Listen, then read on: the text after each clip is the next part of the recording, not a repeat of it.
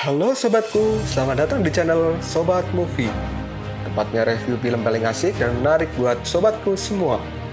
Yang baru gabung, silahkan klik tombol subscribe ya dan nyalakan loncengnya, supaya kalian tidak ketinggalan film-film seru yang Mimin upload.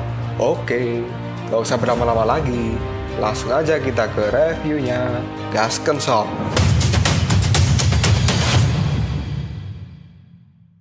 Hey, oke, sobatku terkeren, terkecil, terbaik, tersemuanya. Kita masih bersama Sobat Movie, channel alur cerita terasik sepanjang masa. Oke, kita lanjut bahas chapter 6. Gak usah cacicot banyak, bacot. Kita langsung masuk aja ke pembahasan. Kita langsung ke kerajaan Ashura. Di sana ada seorang anak yang sedang mengetok pintu rumah warga. Ternyata anak itu adalah Shigure. Shigure pun gini langsung menanyakan pada pemilik rumah apakah dia baik-baik saja. Tapi pemilik rumah itu malah menutup pintu dan dia berkata bahwa Shigure harus menunggu. Dan tiba-tiba saja pemilik rumah itu pun kini langsung membuka pintu dan melemparkan makanan ke tanah agar diambil oleh Shigure. Lalu pemilik rumah itu pun kini langsung mengatakan pada Shigure agar Shigure menjauh dari tempat ini dan jangan kembali lagi. Shigure pun kini langsung mengucapkan terima kasih pada orang itu dan dirinya pun kini memungut makanan yang telah dilemparkan oleh sang pemilik rumah. Dan kini Shigure benar-benar seperti orang yang dianggap sampah oleh rakyat Ashura yang lain. Hal ini dikarenakan Shigure yang sudah menjadi Ashura yang cacat. Bahkan dimanapun Shigure berada, dirinya selalu ditertawakan dan juga dibully serta diusir oleh rakyat sekitar. Dan kini terlihatlah 3 orang anak yang dulu sedang membuli Rahu.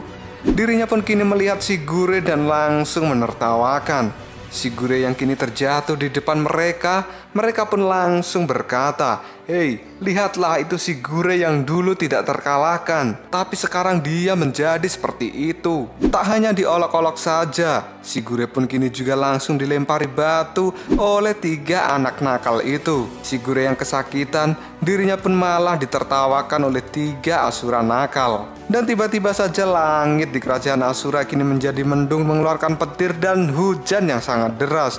Dan Shigure kini berteduh di sebuah tempat yang sangat kecil.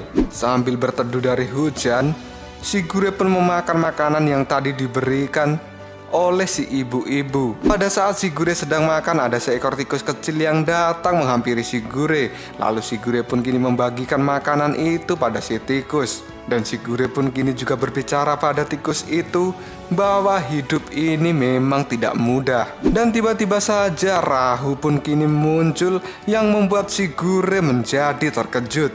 Rahu dengan tatapan datar, dia merasa kasihan dengan kondisi Shigure saat ini. Kedatangan dari Rahu ini benar-benar membuat Shigure tidak percaya bahwa Rahu masih hidup, karena mereka sudah tidak bertemu selama 1 tahun. Kemudian Shigure pun kini bercerita pada Rahu bahwa sejak kejadian itu, dirinya sekarang mengalami banyak kejadian buruk dan melalui hidup ini dengan sangat berat. Rahu yang melihat keadaan Shigure seperti ini, dia pun kini langsung bertanya, "Bagaimana ceritanya? Dirimu sekarang menjadi seperti ini." Lalu Shigure pun kini langsung berkata pada Rahu bahwa pada saat itu Raja Bandi akan membunuhnya. Lalu Shigure pun meminta pertarungan pada Raja Bandi agar dia mendapatkan kemuliaan sebelum kematian. Shigure juga memohon agar dirinya dibiarkan untuk berjuang. Raja Bandi pun langsung memenuhi permintaan Shigure agar Shigure yang sudah cacat ini diperbolehkan bertarung di arena Ashura. Dan setelah kejadian itu, Shigure kini menjadi olok-olokan dari semua rakyat Ashura, karena Ashura membenci seorang yang cacat. Dan Shigure juga mengatakan bahwa tidak ada kehidupan yang baik di tempat ini. Rahu pun kini langsung bertanya pada Shigure, kapan pertarungan arena Ashura itu dilakukan? Shigure pun menjawabnya, pertarungan itu akan segera dilakukan. Shigure pun kini juga langsung bercanda pada Rahu. Meskipun dirinya bilang ingin bertarung, sebenarnya itu hanyalah sebuah kebohongan, karena Shigure merasa bahwa dirinya tidak akan pernah bisa bertarung dan tidak sebaik dulu. Rahu pun kini langsung menanyakan apa rencana Shigure selanjutnya. Shigure langsung menjawabnya bahwa dia tidak memiliki rencana apapun karena dia merasakan jalan buntu. Dan Shigure pun kini juga berkata, aku dulu selalu dipuji sebagai seorang yang jenius. Dan aku merasa bahwa aku akan menjadi petarung Asura yang terbaik. Tapi sekarang aku telah terjatuh sampai titik ini. Aku tidak tahu apa yang salah dengan diriku. Mendengar kata-kata dari Shigure, Rahu pun kini langsung menenangkan Shigure dan berkata agar Shigure jangan takut karena sekarang ada Rahu yang akan melindunginya. Rahu pun juga langsung mengatakan pada Shigure bahwa dirinya juga akan bergabung dalam pertarungan Asura dan dia akan melindungi Shigure di tempat itu agar tidak ada Asura lain yang bisa menyakiti Shigure saat ini. Mendengar kata-kata dari Rahu, Shigure pun menjadi tersinggung.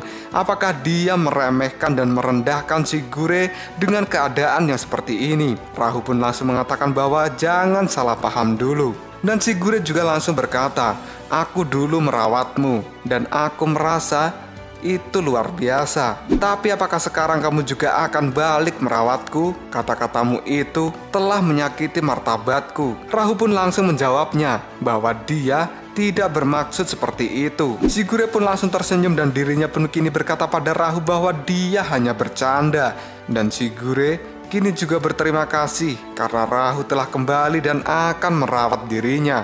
Rahu pun langsung mengatakan pada Shigure bahwa Shigure adalah teman satu-satunya. Dan Shigure pun menjawab dia akan selalu menjadi teman baik. Dan mereka pun kini langsung menyatukan kedua tangan, bersumpah akan menjadi seorang teman sampai mati. Rahu juga mengatakan pada Shigure bahwa dia jangan berkecil hati dan pasti akan ada jalan serta solusi untuk masalah ini.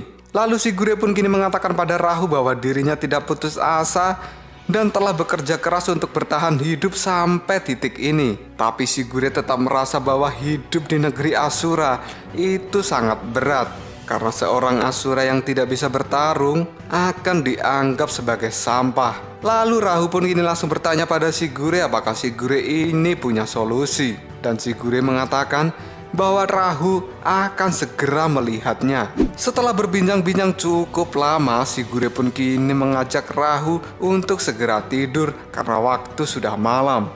Setelah pagi hari tiba, terlihatlah Rahu yang masih tertidur. Dan dirinya pun kini membuka matanya, dia tidak menemukan Shigure di sampingnya. Lalu Rahu pun kini berjalan-jalan untuk mencari kemana perginya Shigure ini. Rahu juga mencari Shigure sampai ke pasar dan dia pun kini menanyakan pada orang-orang apakah dia melihat Shigure. Dan tiba-tiba saja Rahu kini dikejutkan dengan sesuatu. Karena di tempat itu ada penduduk yang berkerumun dan penduduk itu langsung mengatakan siapakah pendosa ini dan apa yang telah dia lakukan. Lalu penduduk yang lainnya menjawab bahwa dia mendengar orang ini akan melarikan diri dari pertarungan arena Asura, lalu ditangkap oleh Raja Bandi dan akhirnya digantung di tempat ini. Rahu pun kini langsung berjalan ke depan dan dia kini melihat Shigure digantung. Tatapan ekspresi dari Rahu ini seolah tidak percaya bahwa akhir dari hidup Shigure akan seperti ini.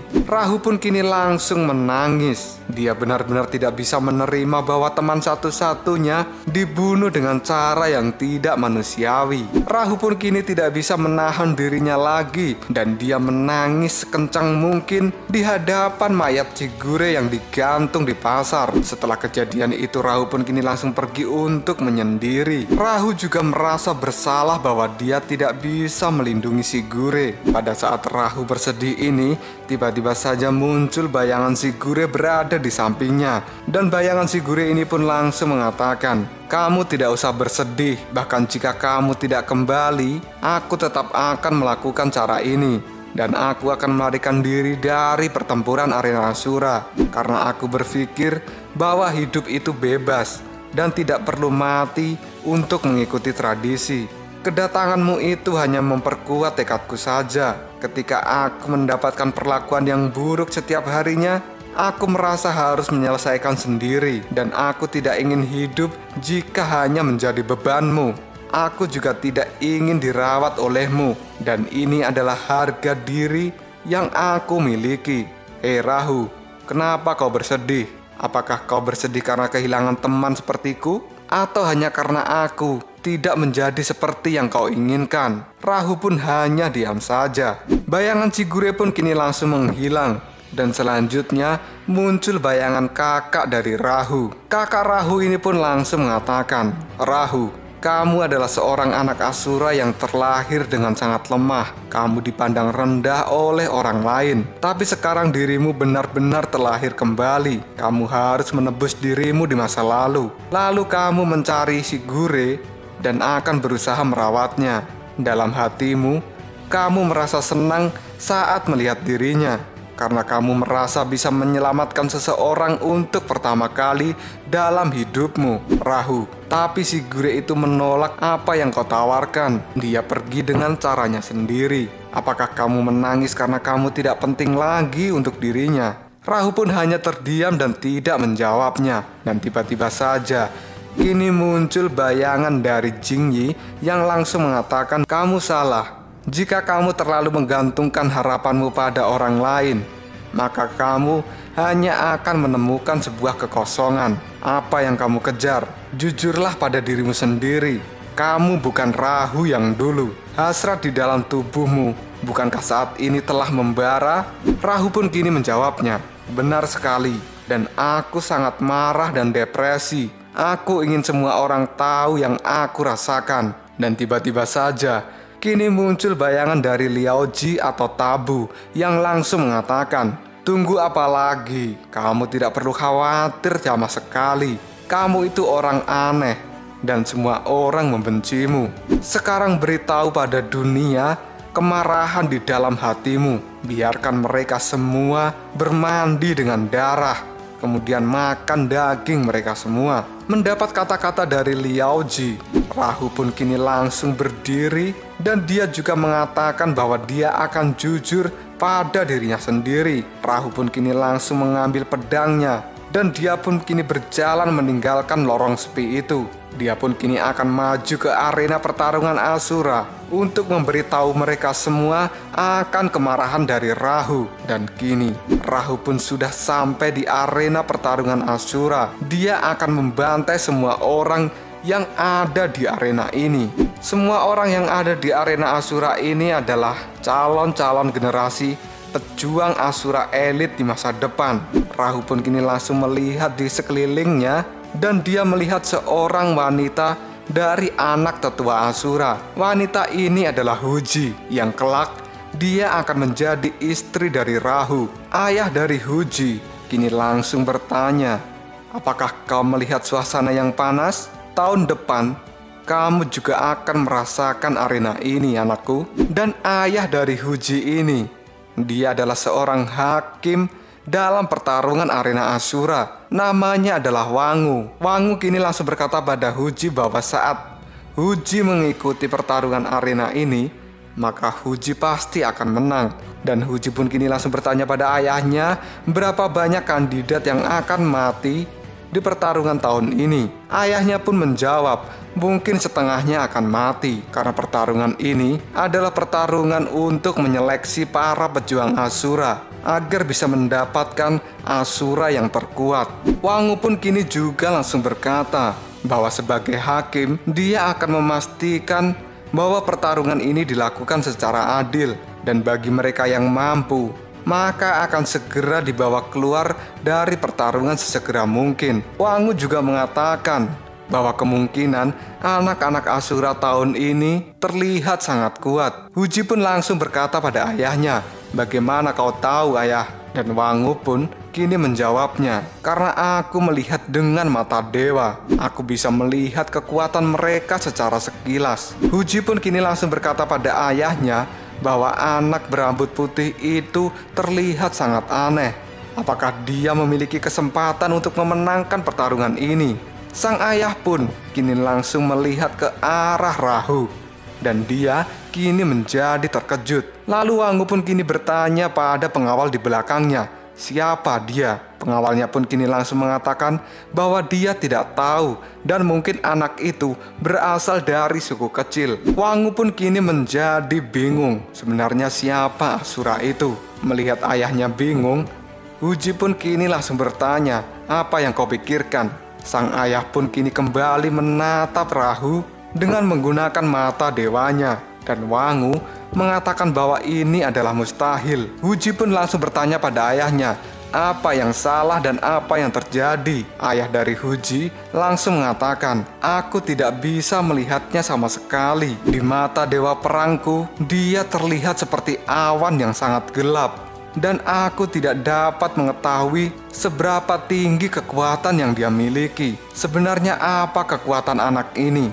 Rahu pun yang dari tadi diam saja, dirinya pun kini menengok ke belakang karena dia dipanggil oleh anak yang dulu membulinya.